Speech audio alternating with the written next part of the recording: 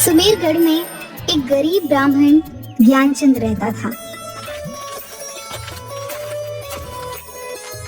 उसके परिवार में पत्नी विजया के साथ 2 बच्चे दीपू और किरण रहते थे। दीपू अभी 9 वर्ष का था और किरण दीपू से 4 साल बड़ी थी।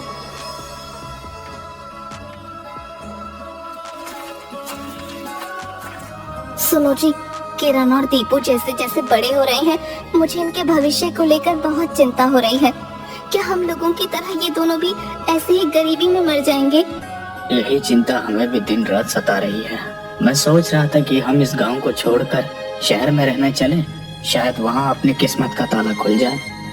ठीक कह रहे हैं आप, शहर में बच्चों की पढ़ाई लिखाई भी अच्छी तरह से होगी। दूसरे दिन ही ज्ञानचंद अपने परिवार को लेकर जंगल की पहाड़ से होते हुए शहर जयनगर की ओर निकल गया। जयनगर सुमेरगढ़ से वैसे तो 65 किलोमीटर की दूरी पर था, लेकिन जंगल पहाड़ के रास्ते से 27 किलोमीटर पड़ता था।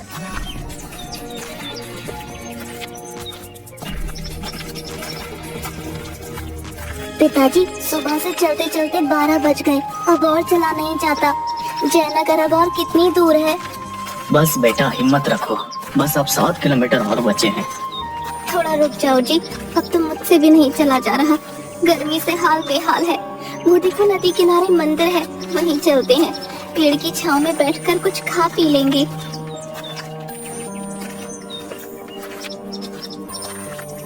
वे लोग मंदिर के पास जाकर खाना खाने लगते हैं।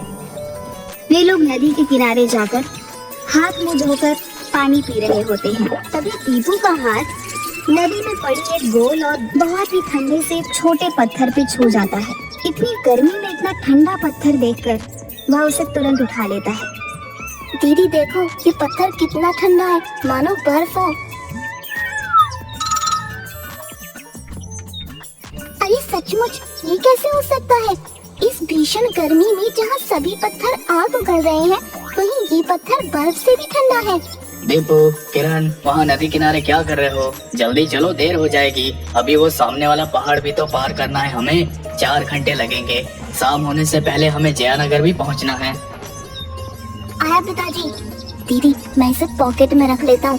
अब चलो, पिताजी बुला रहे हैं। चलो जल्दी, तुम लोगों को जहाँ थोड़ा सा समय मिलता है वहीं खेलने लगते हो। देर हो रही है, पता नहीं कब ये सफर खत्म होगा। जंगल में जंगली जानवरों से डर भी लगता है। चलो अब देखता हूँ कि मुझसे पहले पहाड़ के पास कौन पहुँचता है। अरे रुको, ये जी आप ही रोकिए उन्हें। इस जंगल में दौड़ लगा रहे हैं, कहीं कुछ हो गया तो यहाँ कोई वैद्य भी नहीं मिलेगा। अरे भगवान, तुम बेकार में डरती हो। अभी उनके खेलने कूदने की उम्र है, थोड़ा सा दौड़ लगाने दो। हाँ हाँ, आपने ही इन्हें बिगाड़ रखा है। जी, वो देखिए, शेर, बच्चों को बचाइए।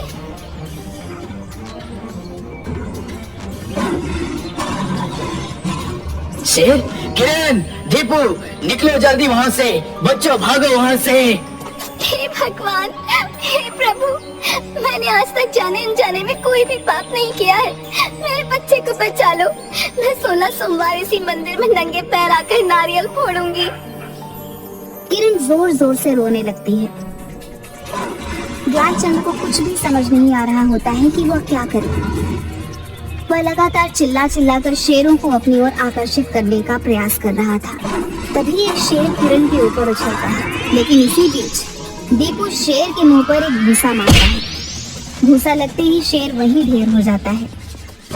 दूसरा शेर दहाड़ते हुए दीपू पर अटैक करता है, लेकिन दीपू उसका पूंछ पकड़कर उसे नचाकर बहुत दूर तक उछाल देता है। फिर पास में बेहोश शेर का भी पूंछ पकड़कर घुमाकर दूर फेंक देता है। न जाने उसमें इतनी फुर्ती और शक्ति कहाँ से आई। यह सब देखकर ज्ञानचंद भी अचंभित हो जाता है। उठो विजया, देखो बच्चे सुरक्षित हैं। मेरे बच्चों, सब ठीक है ना?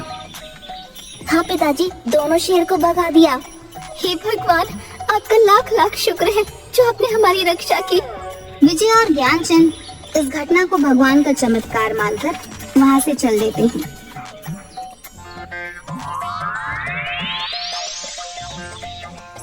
चलते चलते पहाड़ पार करते समय उन्हें डाकू का सामना करना पड़ता है। शहर के प्रसिद्ध और सबसे धनवान सेठ जौहरी यमुना प्रसाद को डाकुओं ने किडनैप कर पहाड़ के घने जंगलों में एक पेड़ से बांध रखा था। जैसे ही ज्ञानचंद और उसका परिवार उन डाकुओं के नजदीक पहुंचते हैं, डाकू इन्हें भी पकड़कर पेड़ में बांध देते हैं। कौन है तुम लोग और इस जंगल में क्या कर रहे हो? हम सुमेरगढ़ के गरीब ब्राह्मण ज्ञानचंद है मालिक। गरीबी से तंग आकर गांव से शहर जा रहे हैं। मेरे पास पैसे तो थे नहीं, तो पूरे परिवार के साथ जंगल पहाड़ पार करके जहानगर जा रहे हैं, जहां अपनी जेबकी के लिए कुछ करूंगा ताकि मैं और मेरे बाल बच्चे भूख से ना मरे। सुना तुमने जकीरा, ये गरीब ब्राह्मण शहर में अमीर बनने जा रहा है। बता इसे कि गरीब आदमी को शहर में और गरीबी बना देती है। अमीर बनने के लिए हमारे जैसे कत्लेआम करना होगा।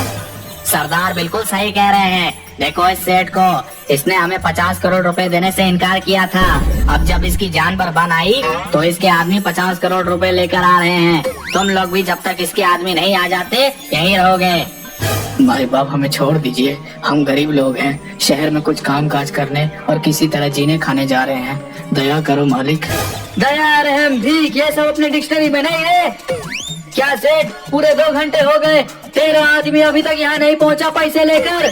अगर आधे घंटे के अंदर वो यहाँ नहीं पहुँचा तो अगले 2 मिनट के अंदर तुम और ये ब्राह्मण परिवार मौत के घाट उतार दिया जाओगे। एक घोड़े पर एक बड़ा सा बैग लिए सेठ का आदमी आते हुए दिखाई देता है। जगीरा आकर चंपत सिंह को बताता है कि सेठ का आदमी पैसा लेकर आ रहा है। चंपत सिंह पेड़ के पीछे जाकर जगीरा को बोलता है कि इन लोगों को छोड़ना अपनी मौत को दावत देने के बराबर होगा, अतः पैसा लेते ही सभी को मौत के घाट उतार देना। यह बात दीपू सुन लेता है। जैसे ही सेठ का आदमी जगीरा को पैसा देता है, सरदार पूरे 50 करोड़ रुपए हैं। ठीक है, अब इन सबको ठिकाने लगा दो। ये हमारे लिए चलता फिरता मानव बम है। इन्हें हमारे बारे में बहुत कुछ पता चल चुका है। ये कभी भी पुलिस को इन्फॉर्मेशन दे सकते हैं। मुझे छोड़ दो, बदले में मेरी सारी संपत्ति ले लो, रहम करो। चंपत सिंह की डिक्शनरी में दया रहम भीख ये सब नहीं है सेठ, तुम सबको मरना ही होगा। नहीं मालिक, हम गरीब ब्राह्मण परिवार ने आपका क्या बिगाड़ा है, हमें छोड़ दो मालिक। आपको जो रुपए चाहिए थे वो तो मिल ही गया। तभी रुपए साथ में लेकर सेठ का आदमी कुछ हरकत करता है। जगीरा उसी पल उसके सीने में गोली मार देता है। वह वहीं ढेर हो जाता है। यह सब कुछ देखकर सभी भगवान का नाम लेने लगते हैं। तभी दीपू अचानक पूरी ताकत से रस्सी को तोड़ते हुए सभी डाकुओं को मारकर बेहोश कर देता है। ये काम इतनी फुर्ती से करता है कि किसी को भी एक पल सोचने का मौका भी नहीं मिलता। यह सब देखकर सेठ और ज्ञानचंद के परिवार को लगता है कि दीपू पर कोई दैविक शक्ति आ गई है। सभी किसी तरह शहर पहुंचते हैं और पुलिस को जंगल के डाकुओं के बेहोश पड़े होने की जानकारी देते हैं। पुलिस उन डाकुओं को जाकर पकड़ लेती है। ज्ञानचंद, आज तुम्हारे परिवार के कारण हम जिंदा हैं। मेरे गेस्ट हाउस में तुम रहोगे और मेरा पूरा बिजनेस का देखभाल अब तुम करोगे। बहुत बहुत धन्यवाद मालिक, आज हमें सब कुछ मिल गया। अब हमारे बच्चे भी अच्छे स्कूल में पढ़ेंगे। हाँ मालिक, आप तो हमारे लिए भगवान से कम नहीं। लेकिन हमारे लिए तो साक्षात भगवान दीपू है, जिसके चलते हम सब आज जिंदा हैं। लेकिन ज्ञानचंद और उसके परिवार की ये खुशी ज्यादा दिन तक चल नहीं पाती। सेठ धनीराम का साला षड्यंत्र कर उन्हें घर से निकलवा देता है और कुछ दिनों बाद सेठ धनीराम का गाड़ी से एक्सीडेंट करवा उन्हें मरवा देता है। इधर ज्ञानचंद कुछ बांस और नारियल के पत्तों से एक झोपड़ी बनाता है और उसी में रहने लगता है। किरण बुखार से तप रही है, ऊपर से ये भीषण गर्मी की रात जान लेने पर उतारू है। हवा ठहरी हुई है, एक पत्ता भी नहीं हिल रहा है आज। हे भगवान, और कितने दुख का दिन दिखाएगा हमें। माँ, मेरे पास एक ठंडा पत्थर है जिसको पकड़ते ही गर्मी से राहत मिलेगी। रुको, अभी देता हूँ। ये लो माँ, इसे थोड़ी देर पकड़ो, ठंड लगने लगेगी। अरे सचमुच, ये तो जादू हो गया। ले बेटी, तुम्हारा शरीर तप रहा है, इसे पकड़ लो, तुरंत राहत मिल जाएगी। माँ, पिताजी, मेरी तबीयत ठीक हो गई, मेरी ताकत वापस आ गई। वाह, सचमुच ही एक जादुई पत्थर लगता है। किरण उस पत्थर को ज्ञानचंद को देती है। ज्ञानचंद जैसे ही वह पत्थर हाथ में लेता है, उसकी सारी गर्मी उसी पल गायब हो जाती है और वह ठंडक महसूस करने लगता है। वाकई कमाल हो गया, ये कोई मामूली पत्थर नहीं। कहाँ से मिला ये? जंगल में मंदिर के पास जब मैं नदी में पानी में हाथ धो रहा था, तभी ये पत्थर मेरे हाथ से टच हुआ और ठंडा पत्थर होने के कारण मैंने इसे अपनी जेब में रख लिया था। इसमें जरूर कोई शक्ति है। ये लो बेटा, इसे अच्छे से रख दो, बड़ा कीमती पत्थर है ये। जंगल वाले मंदिर से याद आया कि जब बच्चों को शेर ने घेर लिया था, तभी मैंने 16 सोमवार को नारियल फोड़ने का व्रत लिया था। कल संयोग से सोमवार है, कल सुबह ही हम वहीं जंगल वाले मंदिर में चलेंगे।